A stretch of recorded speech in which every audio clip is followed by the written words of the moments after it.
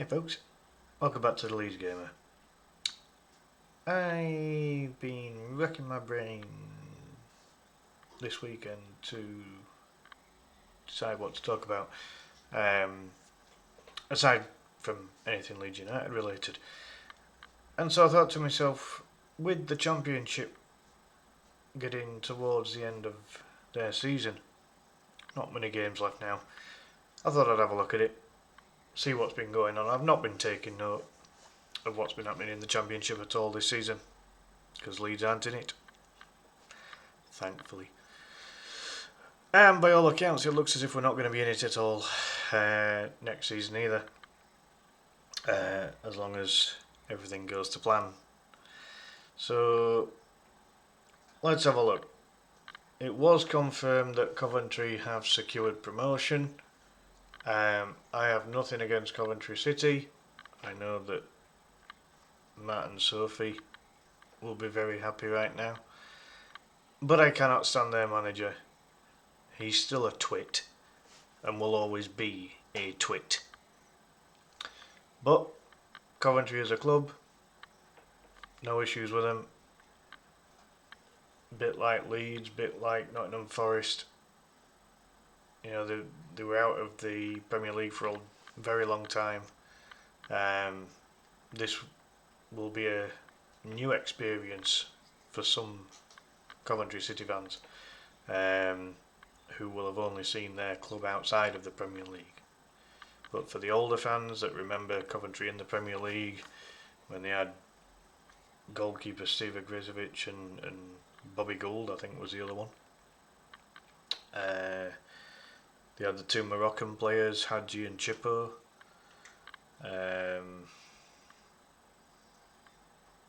Just trying to think of a couple of other kind of cult heroes, if you like.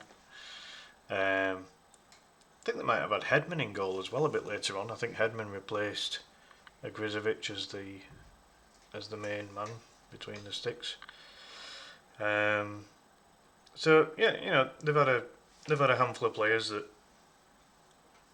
have their place in Premier League folklore, if you like. And again, very similar to Leeds in the sense they've had financial difficulties within the last 20 years, with numerous dodgy ownerships and all the rest of it. But the current ownership will be very happy with the season, obviously, and the ownership will be thinking to themselves, right, we're going to get quite a lot of money now, because promotion to the Premier League just increases your financial clout. How do I think Coventry will get on next season? I think it will be heavily dependent on recruitment, and how it affects the thing that's going to be replacing PSR, the squad cost ratio, I think they're calling it, SCR. So it'll be interesting to see how that affects Coventry, and it'll be totally down to the recruitment that they make that will determine how they get on next season. I have to assume that players like Hadji Wright have been half decent this season. They've got former Leeds United youth player Liam Kitchen. I don't know whether he's still there, but he's been a centre back for them in recent times. And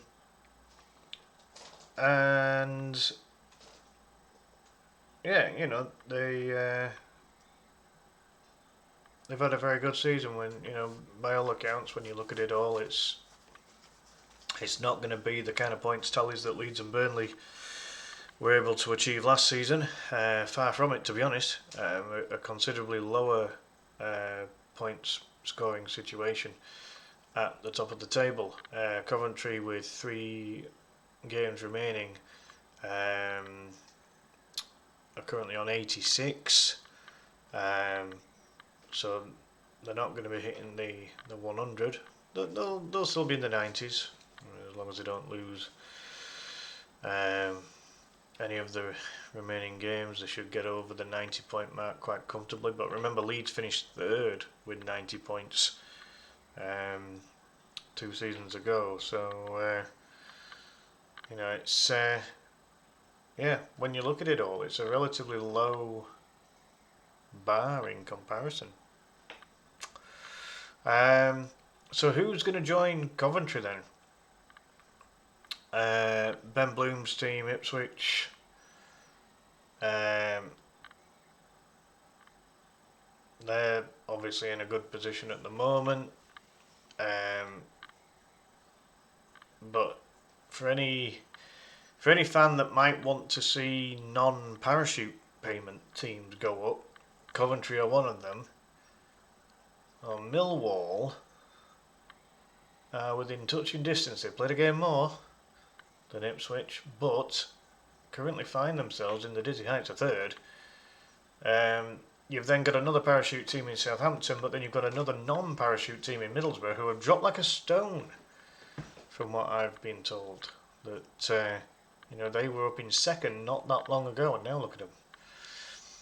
And yet, still find themselves only 3 points off the automatic place. But their form has obviously dropped, hence their position has dropped. And then Hull City, where Joe Gallagher is currently out on loan from Leeds United, is having the season of his life so far, is very much helping to propel Hull into a position that they probably never thought they'd ever get into with the recent financial constraints that the club has been under.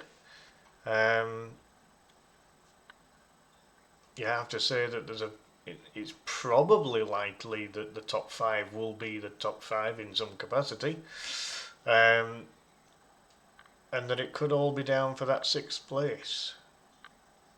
But with the drop in form of Middlesbrough, do they fall out of the top six? And that would then open the door to Hull and Wrexham, maybe even Derby. I would say that it's Derby upwards now, by the looks of things. I think it's too much to ask for the likes of Norwich and definitely Bristol City and Queen's Park Rangers, who are below the 60-point mark at this moment in time. So it'll be interesting to see who makes the playoffs, and then who wins the playoffs. You've got Southampton, who are on a massive improvement of form. The first half of their season wasn't so good from what I was told, but the second half has seen them propelled right up into the playoff. So, Leeds have come up against Southampton in playoffs before now and come a cropper against them, so they've experienced it not that long ago. You're only talking a couple of seasons. So you've got to possibly make Southampton one of the favourites for that playoff. Middlesbrough keep narrowly missing out of the playoffs over recent seasons. So do they have the bottle? I mean, the one thing that you can always say about Middlesbrough is that they've always been very well run under Steve Gibson. He's one of the more reliable owners of football clubs, certainly British owners, that's for sure. And it looks as if they've certainly found a formula since getting rid of Carrick, and have found themselves pretty much in the running, for the top two, and they are still in the running for the top two. 73 points, only 3 points off. They do need to start picking their form up again, and they do need results from the teams around them to start faltering a bit. But they do still find themselves in a position where they could challenge for second place. It's Ipswich's to lose at the moment, because they've got a game in hand and have the superior goal difference out of the teams below them. So at this particular stage, I have to say Coventry will win the league, obviously, and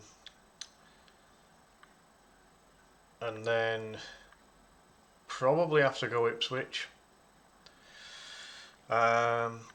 And then in terms of the playoff, you'd probably have to say, currently at least, Southampton would be favourites on the basis that their momentum is there. Their season has improved as it's gone on. But you can't discount the possibility that having to go to the Den, which is a notoriously rough place to have to go to, would be very difficult for any team that has to face Millwall in the playoff. As far as Middlesbrough's concerned, you know, you've got to say probably one of the biggest clubs that are currently in the mix. When you look at, certainly over the last, since the Premier League were formed, they've had quite a few seasons in the Premier League in the past.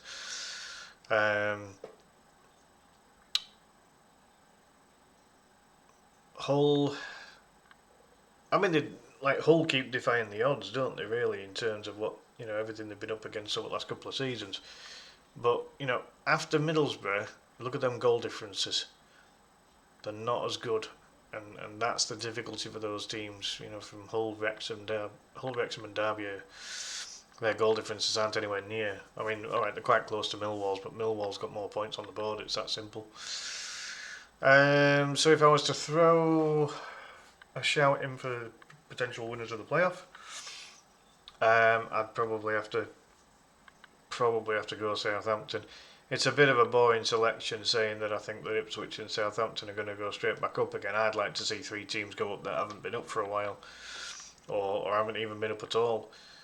So out of these, Coventry's already secured their place. So you're then looking at Millwall, Middlesbrough and Hull. In terms of those, well, just in terms of those non-parachute payment teams, it'd be nice to see some teams going up that haven't necessarily had that financial boost. Leeds did it under Bielsa, so it proves it can be done. They're a bit of an exception to the rule in the sense that Bielsa's just a fantastic coach of players. He improves players. He has proof that he improves players. Because he took a bunch of very average Championship players and made them win the league title. So a bit of an exception to the rule, but it still proves it can be done.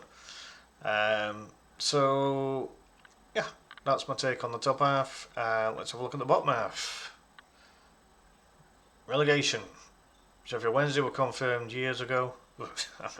Slight exaggeration.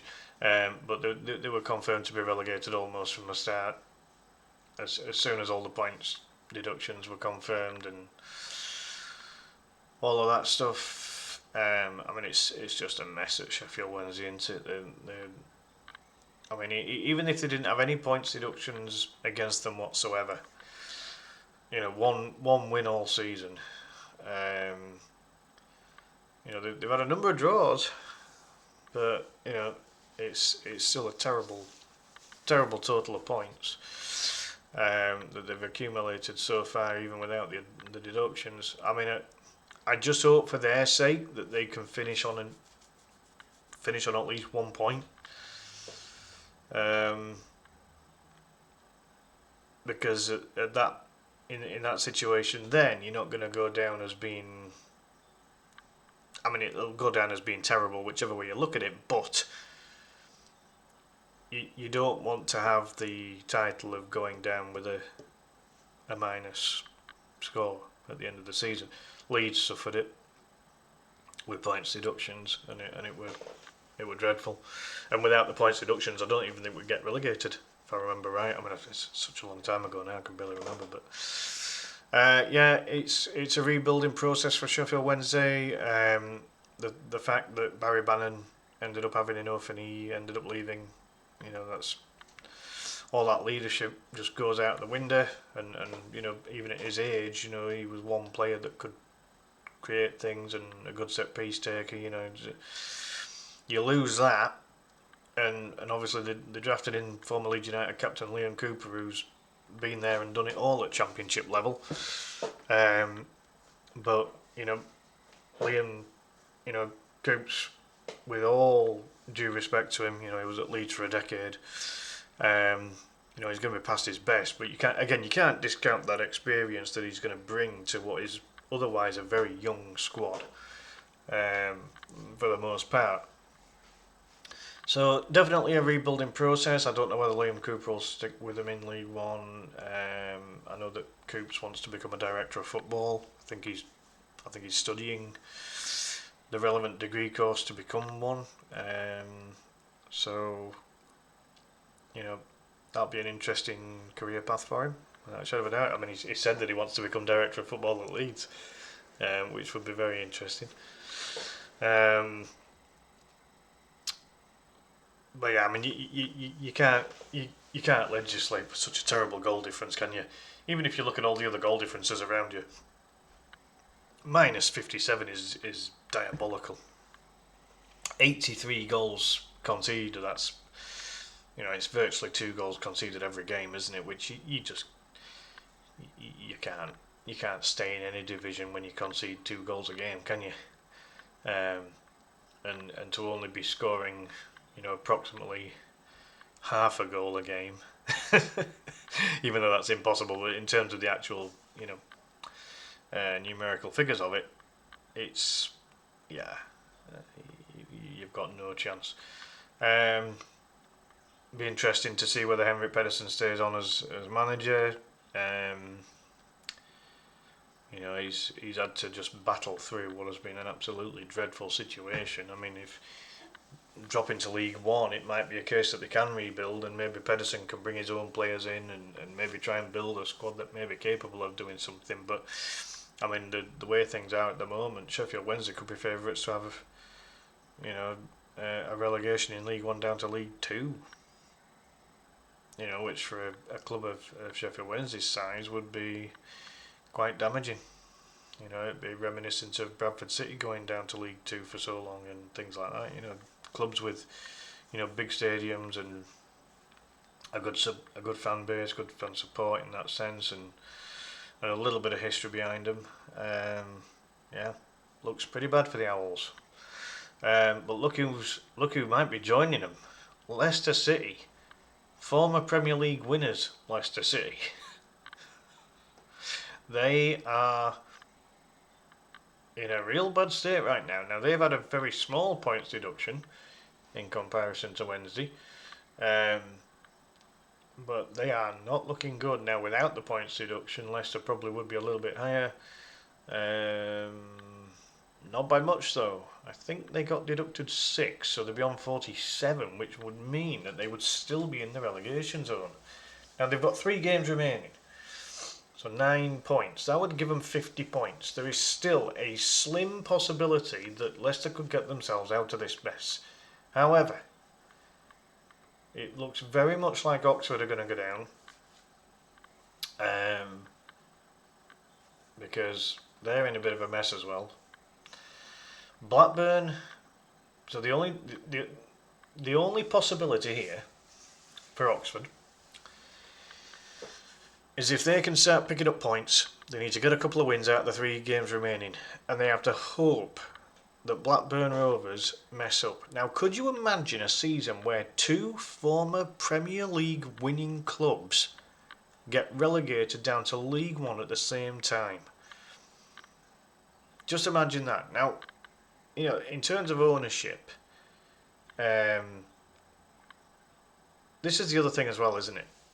If Oxford do overhaul Blackburn and it ends up being Blackburn, Leicester and Sheffield Wednesday that go down, look at the ownerships that have been in charge of those clubs over the last season or 2. I mean, and in some cases, it goes back even further. The Venky's have been in charge of Blackburn a long time now. Chansiri obviously was in charge of Wednesday, and that's the reason Wednesday are bottom by a country mile.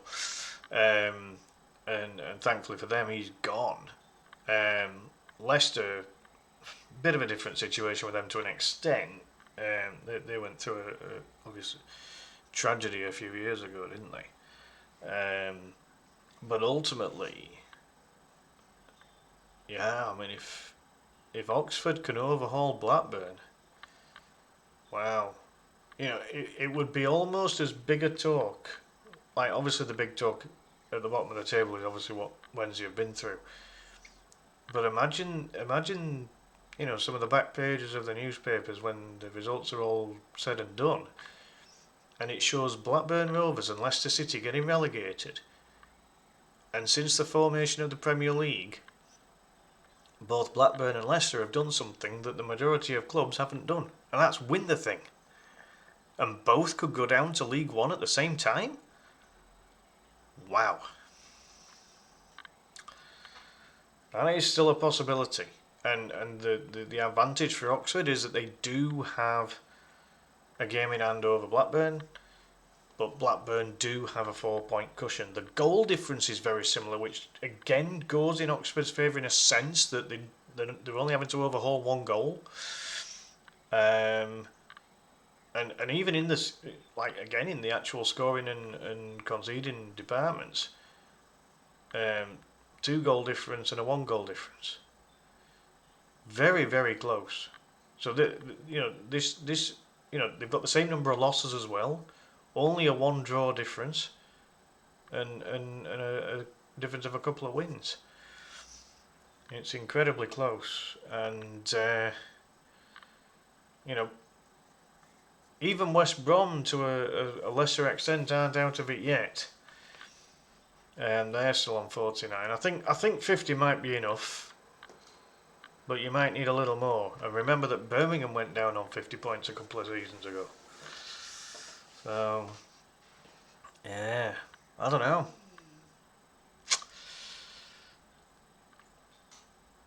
It's close at the top, it's close at the bottom. Minus 1st and 24th. But in terms of who gets the automatic second promotion spot and then the playoff, and then in terms of who joins Sheffield Wednesday, I mean, as I say, it's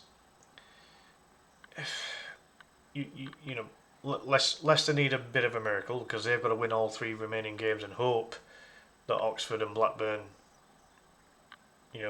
don't really get anything more, especially Blackburn and even West Brom to an extent.